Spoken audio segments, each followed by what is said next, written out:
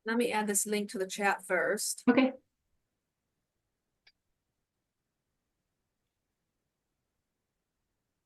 Now stop sharing. Marilee, do you want to say that question again? Yep. Do you work with students who may be headed to college as well after high school? We do.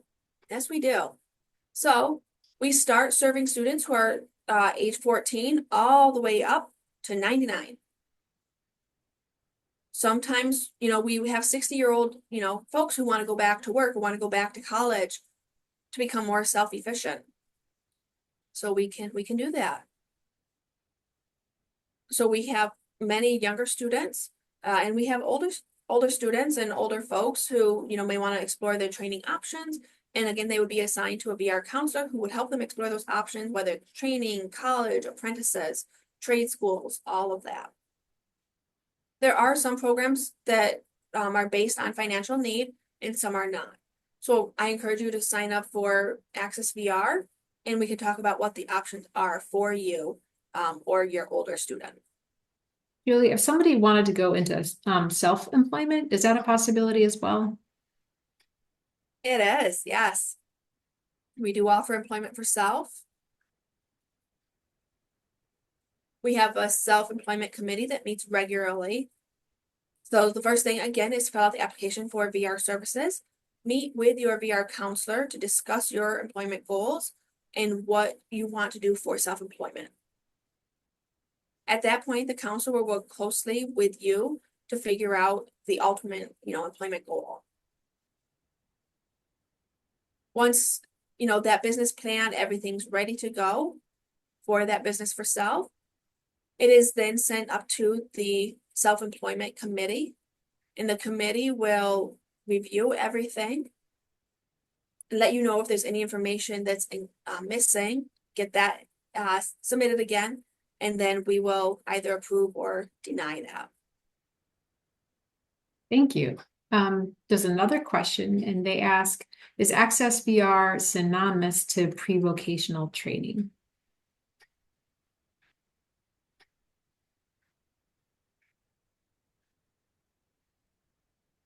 Can you say the question one more time?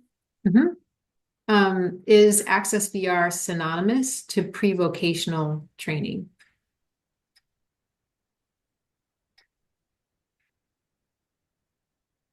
So by pre-voc, do you mean like a student in a day have program or a training in school? Can you clarify that? Yes. Maria, Do you mean a student in school or a student in a they have program? I'm gonna look to see. This is Maria's question. Yes, in school. Okay, so yes, absolutely, yes. We work closely with the schools to ensure that the programs aren't overlapping and we're not duplicating services. Sometimes we work closely with the colleges as well, specifically when a student needs a co-op or an internship. We work closely with them to figure out what they can do and what we can do. Sometimes when working with the schools, because we, don't have all the staff, sometimes we refer a student to, offsite coaching, or we collaborate with schools and agencies who can provide that coaching.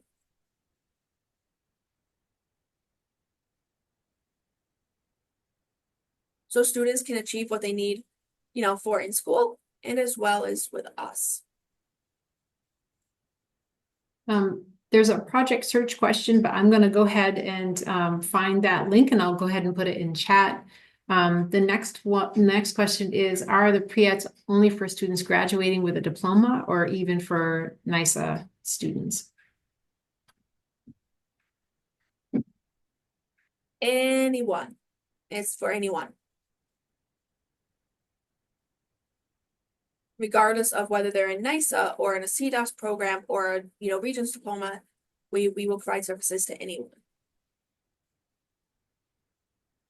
Anyone with a disability. That's our criteria. The next question is, how do we find the contact for the ACCESS VR specialist at the high school itself?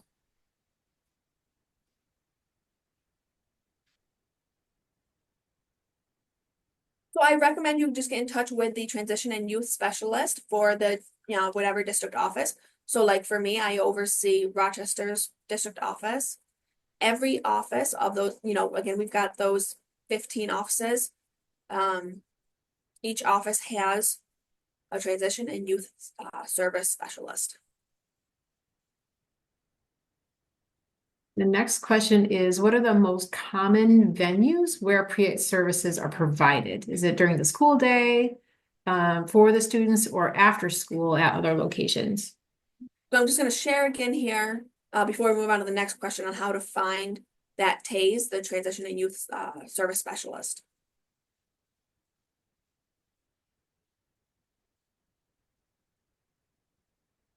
So I'm going to copy and paste this link into the chat.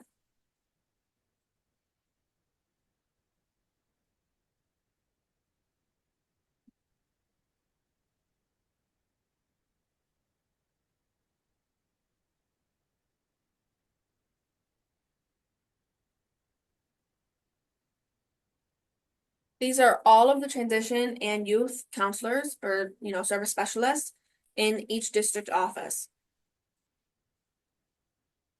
So once you know which district office you're in, you can then reach out to this person. Like, Deborah Ehrenberg, she oversees White Plains and that their district office in the territories they oversee.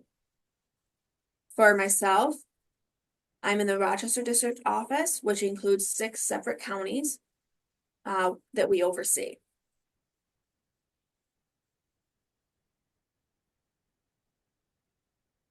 And I just provided a link for Project Search in the chat as well. Oop, I gotta go back here.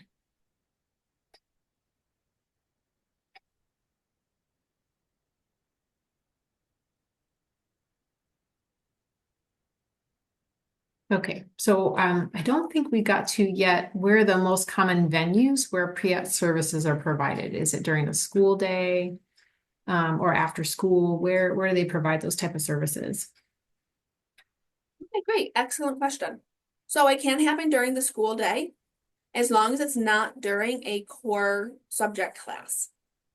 So, if a student has resource time, study hall time, it could be, library, occasionally they can be pulled out of PE, things like that.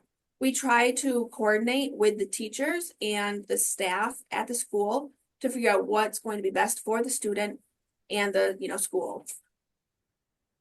Sometimes providers can go into a nicer classroom. We have, someone come in and do an entire group pre-ed class during that time. And that provider would work closely with the teacher. And then, as a group, work on these skills, and then they can pull students individually if a student needs more advanced one-on-one teaching. But it can also happen after school on the weekends. But if it is happening during the school day, we just have to make sure it's happening during those non-core classes. The next question is, how would a school inquire as to what service provider would be providing potentially eligible services for the 25 to 26 school year? Yeah, so typically, again, we're going to work very closely with providers who are being assigned to a specific school. I don't know about what other district offices are doing, but in the Rochester district office, we are offering, we connect a specific agency and provider with a specific school. We have team meetings between school staff, the pre-ed provider, and myself to figure out a lot of the logistics of who's offering what services are we going to start with. Maybe some students will start with, workplace readiness, and another student's going to start with job exploration. These can be done as groups or individual, and it can happen every year in school.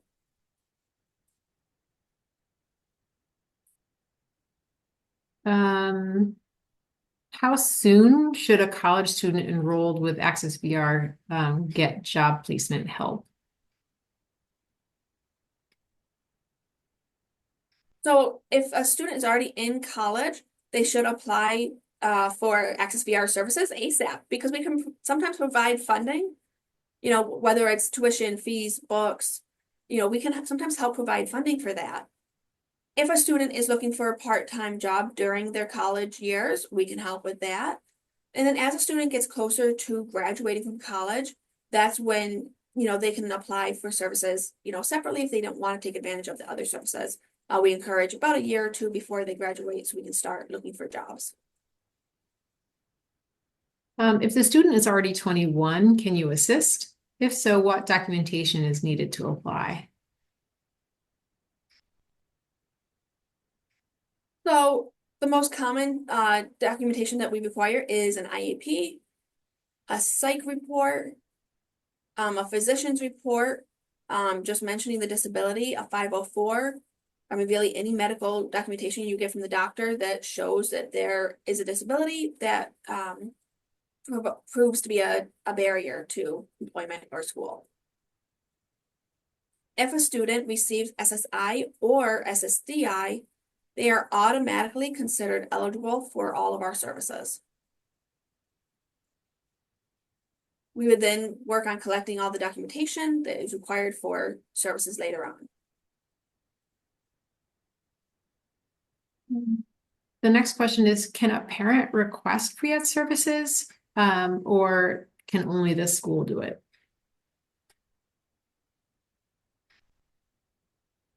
So parents can request pre-eds for their students. Parents can, care coordinators can, different agencies that sometimes reach out to us and saying that, we work with a student who could really benefit from your services. I guess a perfect example is I went to a high school yesterday to meet with one student, and the student brought one of their friends to their meeting, as their support person. And as I was meeting with that student, discussing the different services and, parts of the program that we offer, the friend was like, well, hey, how do I get VR services? And I was like, well, do you have a disability? And, because that student does have a disability, I gave them an application so they can apply for services. So anyone who has a disability, especially if they're in a schooling program, we really encourage them to apply. And if they're not ready at that moment for pre-ed services, they can always, apply again. There's no limited number of how many times you can apply for services. We know life happens. We know things get in the way. We know life changes. So we want to make sure the opportunity is always available for participants to come back and apply again if they close out their case. This one is about Project Search, that they're in hospital settings and they train a small number of students, but then won't hire them. Is it true for the training programs? And I just want to respond to the Project Search programs. I'm the statewide coordinator of Project Search, and we do have different Project Search locations throughout the state of New York, and they're in all kinds of different settings. Sometimes they're in hospitals, sometimes they're in malls, sometimes they're in a skilled nursing facility. So they're in lots of different types of businesses. It is a training program. So sometimes the business hires students and sometimes they're hired outside of the location. So across the nation, the host businesses again, they hire some of the students, but not all. The goal is for the students to really increase their skill levels, and then they'd be hired either inside of the work setting or out. But Julia, if you can respond to, is it true for all the training programs?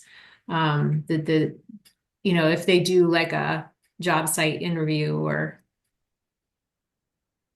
how does that work?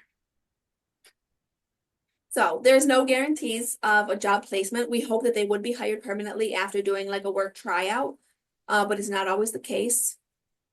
If a store has availability or, maybe the hospital doesn't have availability, we can connect a student with our workplace agencies, and they would work with the students before exiting Project Search to look for more permanent employment so that they can have a job lined up before leaving the program in Project Search.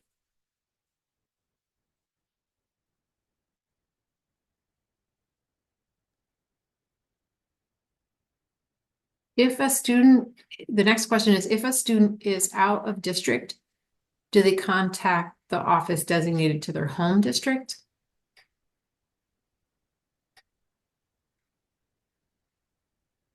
So if they, yeah, okay. So oftentimes we look at where the student is living with their primary residence.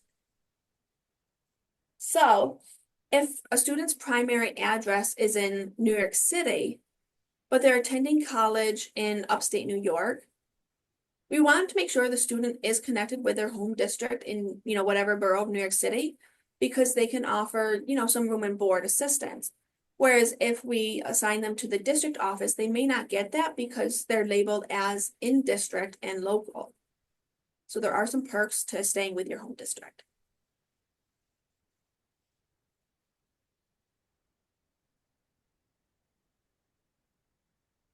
It's a little bit longer question, so I'm going to read that here in a second. And I'll start you on the next one.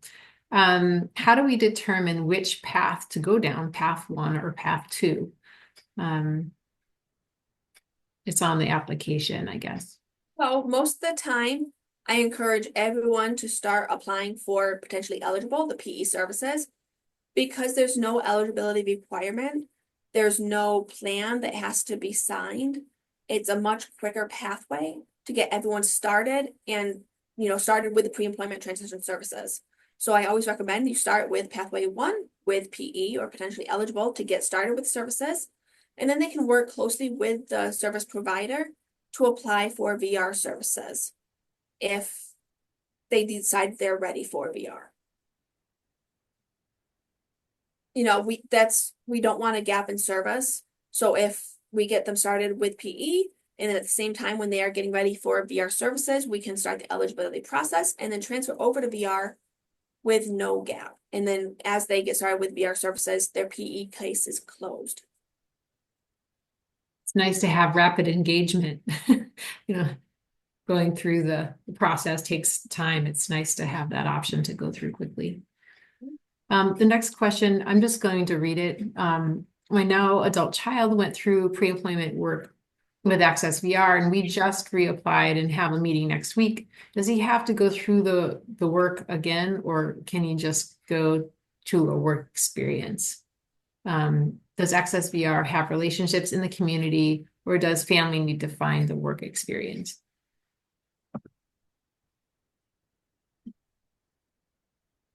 So it's kind of a combination of everything. We have some students who, or some people who are open with VR services who are really ready to just get into work. We would then refer them to an agency to help them find their work. We can work closely with schools to provide the same service. A lot of agencies have relationships with a lot of business partners that they can figure out, who's going to have the best connection for students who want to work in a specific field. And, sometimes families have their own connections that can help with the process. So we really work together with schools and families to make sure students are getting what they need.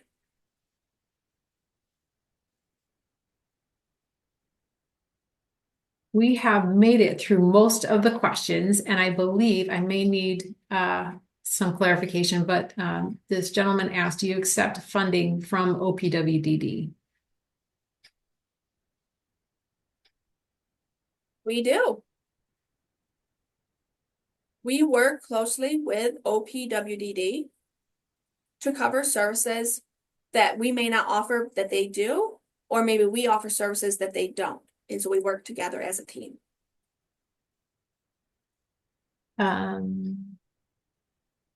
Who would you expect to help switching from potentially eligible to an open access case?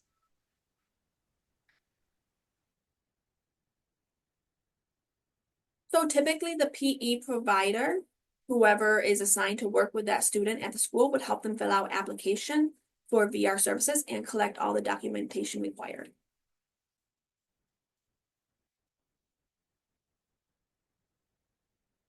Sometimes, someone at the school can help, sometimes it's the provider.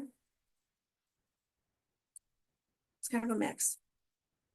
It says the timeline, she was just clarifying, the timeline then would be first potentially eligible and then VR and then supported employment, and a one-on-one job coach is offered throughout or only when it gets to supported employment.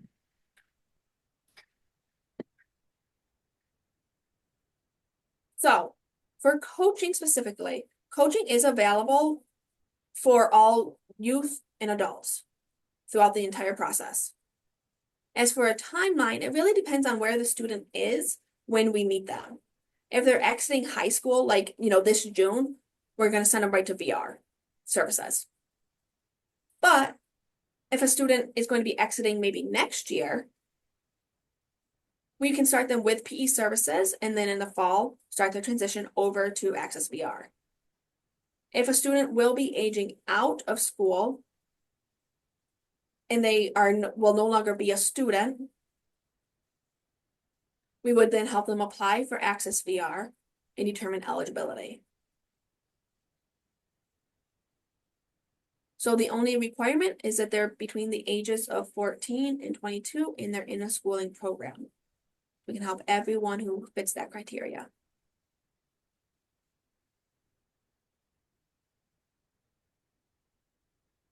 Any more questions?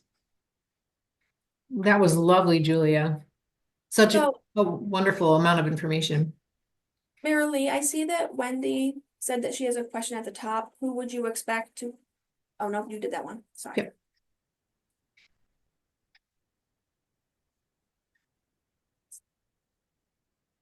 Yeah, we will be sending all the slides. Julia is sharing all the PowerPoint information.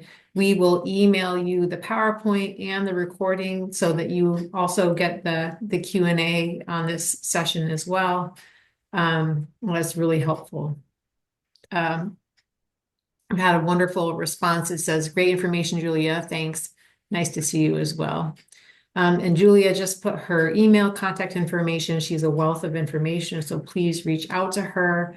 And I just want to let you know we had 85 people on this webinar, so it was great to have you share this information with so many people across the state of New York. So thank you so much for being with us today. Thank you all for being with us during your lunch hour. If you have any more questions, we will stay on a couple of minutes here as people are dropping off.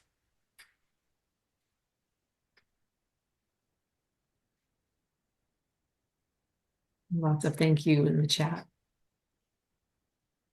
There's one question. Did you answer the one about if you're in a day hab, can you do ACCESS VR?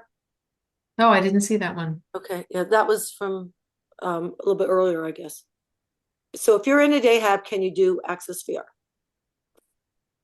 Yes.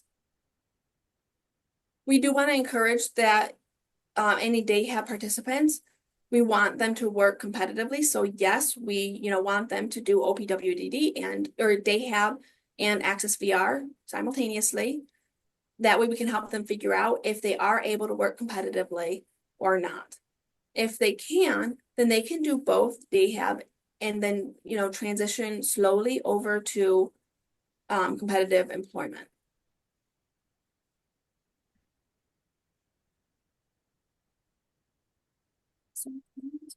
Seeing any other, there aren't any questions in the Q&A.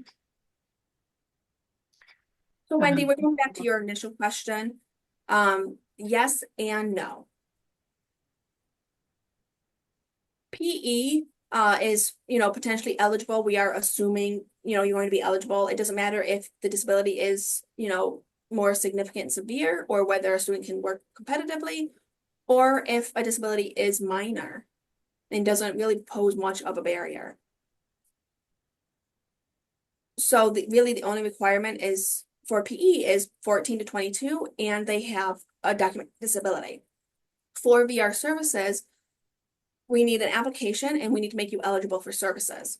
So if a disability is too severe or significant, you may be eligible for our services. And the same for if a disability is minor and doesn't pose a barrier to employment or work, you would also not qualify for VR services. There's one more question. It says, great information. If the college student aged out from placement after age 22, or can they reapply just for that help after graduating? So if, at that point, they would be transferred over to VR, they would fill out the VR application. So they can be in PE up to their 22nd birthday, and then they would apply for VR services. Getting a couple more questions rolling in. Is the first step the online application or contacting the district office?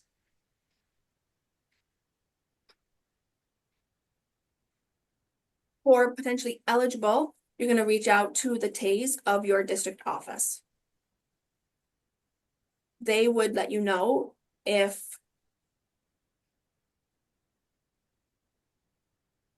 they would let you know which PE application that student would have to fill out based on the school that they're in. The VR application is universal and can be found online. The PE application is specific for the agency that is being used for that school district. So again, you're going to reach out to that TAS specialist, that transition and youth specialist, or transition and youth service specialist, who will then be able to provide you more information. Does ACCESS VR do any placement using customized employment? We do, yes. We try to encourage it, as much as possible. So we do have that option of customized employment.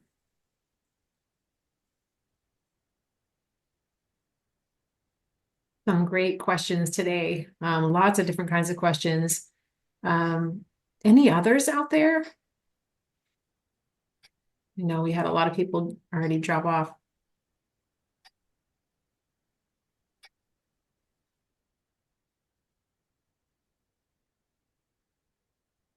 Yeah, good presentation. Thanks, Annie.